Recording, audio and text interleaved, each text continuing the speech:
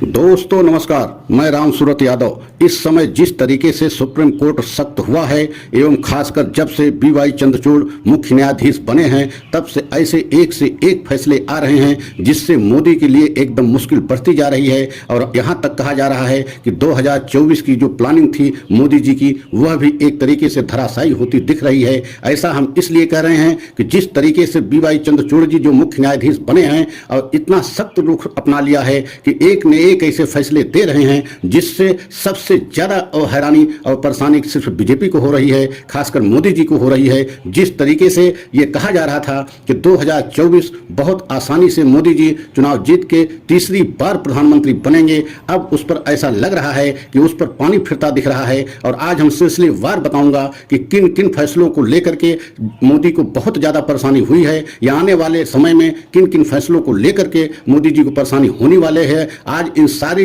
जो है फैसलों को लेकर के सुप्रीम कोर्ट के सख्त रवैये को लेकर के सिलसिलेवार खुलासा करूंगा और सभी देशवासियों को बताऊंगा कि आने वाले समय में खासकर 2024 में मोदी जी की जो प्लान था वह एक तरीके से फेल होता दिख रहा है एवं धराशायी हो रहा है। और यही स्थिति रही तो 2024 में एकदम तस्वीर राजनीति की बदल जाएगी और मोदी जी के लिए बहुत बड़ी जो है मुसीबत हो जाएगी कि तीसरी बार उनको सत्ता में वापसी करना संभव नहीं होगा। तो जैसा कि आप सभी लोगों को बताना चाहता हूं कि अभी अरुण कुमार गोयल जो मुख्य चुनाव आयुक्त हैं उनको लेकर के भी ADR एक संगठन है याचिका दाखिल कर दिया है और स्पष्ट रूप से जो है मुख्य न्यायाधीश के बेंच से एवं सुप्रीम कोर्ट से मांग किया है कि अरुण कुमार गोयल की जो नियुक्ति है वह जो असंवैधानिक हुई है और उसको निरस्त किया जाए, क्योंकि बहुत बड़ी जिम्मेदारी होती है चुनाव आयोग की। और आने वाले समय में अगर चुनाव आयोग के मुख्य चुनाव आयुक्त के ऊपर की नियुक्ति को लेकर के असंवैधानिक है तो अगर उनकी नियुक्ति को निरस्त नहीं किया जाता तो आने वाले समय में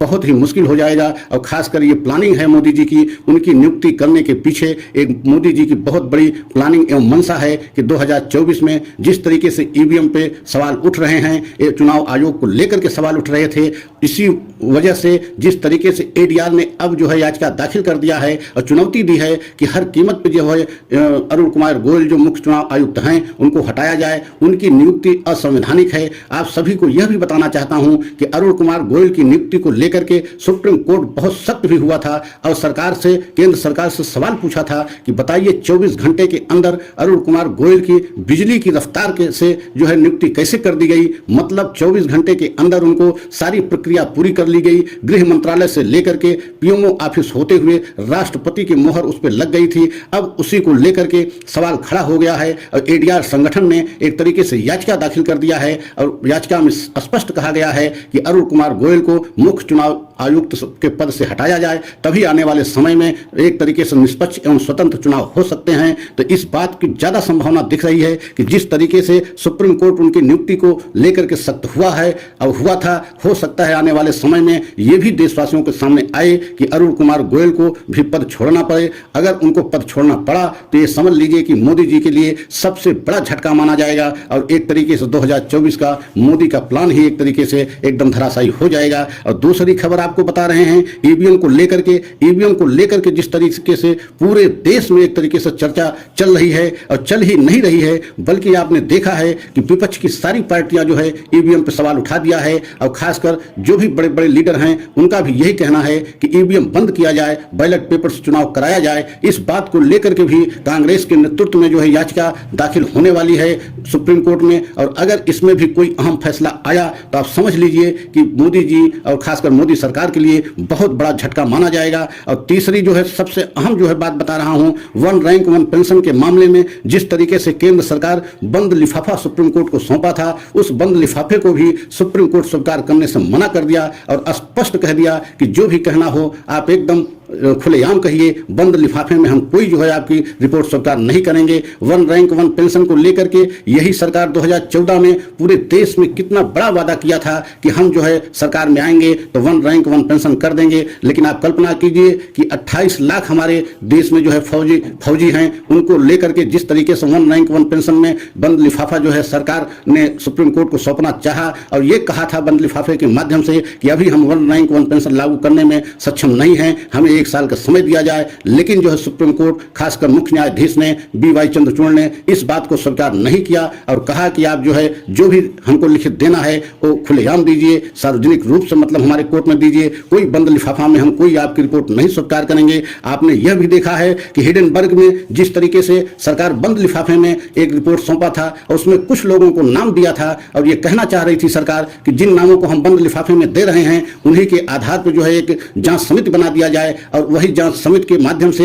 हिडेनबर्ग की मतलब अडानी की जांच हो जाए। उस लिफाफे को भी सुप्रीम कोर्ट नहीं स्वीकार किया था, स्पष्ट तौर से मना कर दिया था कि बंद लिफाफा आपको हम स्वीकार नहीं करेंगे, हम कमेटी स्वयं बनाएंगे और उसमें जिन नामों को रखना है उसका चयन भी सुप्रीम कोर्ट स्वयं करेगा। तो आप सोच सकते हैं कि एक से बढ़ के एक झटके खासकर सुप्रीम कोर्ट से मोदी सरकार को लग रहे हैं और आने वाले समय में मोदी जी की मुश्किलें बढ़ती जा रही हैं। और अभी देखा है उत्तर प्रदेश प्रयागराज में जिस तरीके से पुलिस की हिरासत में अतीक माफिया की हत्या हुई है, उस मामले को लेकर के पूरे देश में एक तरीके से कानून व्यवस्था पे सवाल खड़े हो रहे हैं और यहां तक कहा जा रहा है उत्तर प्रदेश पुलिस की फेलियर है। अब उत्तर प्रदेश पुलिस का फेलियर ही नहीं है बल्कि सरकार का भी फेलियर लोग मान रहे हैं कि बताइए इतनी बड़ी सुरक्षा में एक माफिया को जो है जाकर के शूटरों ने हत्या कर दिया और पुलिस वहां देखती रही, पुलिस की तरफ से कोई कार्रवाई नहीं की गई। पूरे देश में इस समय इस बात को लेकर के चर्चा है कि उत्तर प्रदेश की पुलिस इस तरीके से कैसे कर रही है कि